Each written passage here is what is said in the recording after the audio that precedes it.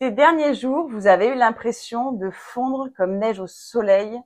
Fatigue persistante, sommeil perturbé, maux de tête, jambes gonflées, lourdes.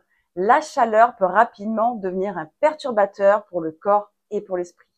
Et ce n'est qu'un début parce que l'été commence. Je suis ravie de vous retrouver aujourd'hui pour vous révéler 5 gestes simples et naturels pour retrouver fraîcheur et légèreté. Geste numéro 1, la respiration rafraîchissante. Et oui, vous avez bien entendu, on peut se rafraîchir juste en respirant. Et cette respiration s'appelle Shiktari Pranayama. Prana veut dire le souffle, Yama veut dire la maîtrise et la régulation. Les pranayamas sont des techniques indiennes de contrôle du souffle. Et cette respiration, Shiktari Pranayama, agit sur les zones du cerveau responsables de la régulation de la température corporelle. Voilà ce que vous allez faire. Vous allez vous installer confortablement, assis, le dos droit. Vous allez étirer la bouche comme un large sourire en serrant les dents, comme ceci. Et vous allez placer votre langue derrière l'espace de vos dents au moment de l'inspiration. Vous allez inspirer lentement, puis à la fin de l'inspire, vous pouvez fermer la bouche, le visage détendu et expirer lentement par le nez. Vous pouvez répéter 12 cycles de respiration, puis rester les yeux fermés au calme dans le silence et observer vos sensations. Geste numéro 2, bain de pied avec de l'hydrolat de menthe poivrée. Alors ça, c'est vraiment un remède de grand-mère, mais redoutablement efficace. Ce qu'il vous faut, une bassine avec de l'eau fraîche, mais pas gelée, et quelques cuillères d'hydrolat de menthe poivrée. Vous allez plonger vos pieds 10 à 15 minutes. Refroidir les pieds, c'est refroidir le corps. Le corps utilise en priorité les pieds, les mains et la tête pour évacuer la chaleur. Refroidir les pieds, c'est soutenir le processus de thermorégulation. Quant à la menthe poivrée, avec son menthol naturel, cela va avoir un effet fraîcheur immédiat tout en soutenant la microcirculation.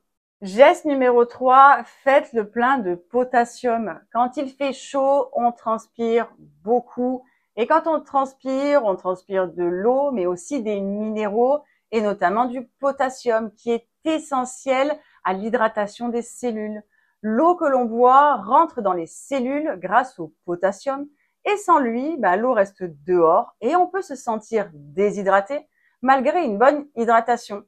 À mettre au menu du jour des aliments riches en potassium, la banane, les abricots secs, le melon, la pastèque, avocat, blettes, fenouil, épinards, tomates, courgettes et de l'eau de coco. C'est une eau qui est riche en potassium, parfaite après une forte transpiration. Geste numéro 4, surlevez vos jambes 15 minutes. Quand il fait chaud, les vaisseaux se dilatent, ce qui peut ralentir le retour veineux et entraîner une mauvaise circulation, et notamment au niveau des jambes. Les chevilles gonflent, les jambes sont lourdes et peuvent être douloureuses. C'est un geste simple mais qui apporte de la légèreté et qui facilite le retour du sang vers le cœur. Allongez-vous, de préférence en fin de journée ou le soir au coucher, jambes contre le mur ou surlevées avec un coussin selon votre mobilité et restez comme ça 10 à 15 minutes. C'est un geste simple mais qui apporte un grand soulagement en période de chaleur. Conseil numéro 5, bien s'hydrater. Boire c'est bien mais efficacement c'est mieux. 3 conseils clés. Boire par petites gorgées tout au long de la journée pour ne pas saturer l'organisme au lieu de grandes quantités d'un coup. Boire des eaux faiblement minéralisées pour ne pas fatiguer les reins. L'eau est importante pour ce qu'elle l'emporte et pas pour ce qu'elle l'apporte. Et alterner avec des infusions pour continuer à boire sans vous lasser. Et vous pouvez aussi mettre de la menthe, du concombre, du citron et même des fruits. L'objectif est de boire minimum 1,5 litre à 2 litres par jour, tout en écoutant votre soif et vos besoins.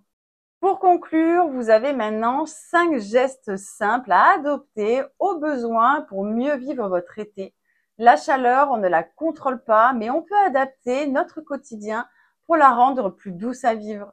On se retrouve la semaine prochaine pour d'autres conseils bien-être et naturel. En attendant, n'hésitez pas à vous abonner si ce n'est pas déjà fait pour continuer l'aventure avec moi, à me mettre un like sur cette vidéo si elle vous a plu et me mettre en commentaire les sujets que vous aimeriez que je mette en lumière. Comme toujours, pour finir, ces conseils sont à but éducatif, ne remplacent pas un avis médical. N'hésitez pas à consulter un professionnel de santé en cas de besoin. Je vous souhaite une très belle journée, prenez bien soin de vous de l'intérieur comme de l'extérieur et on se retrouve très bientôt.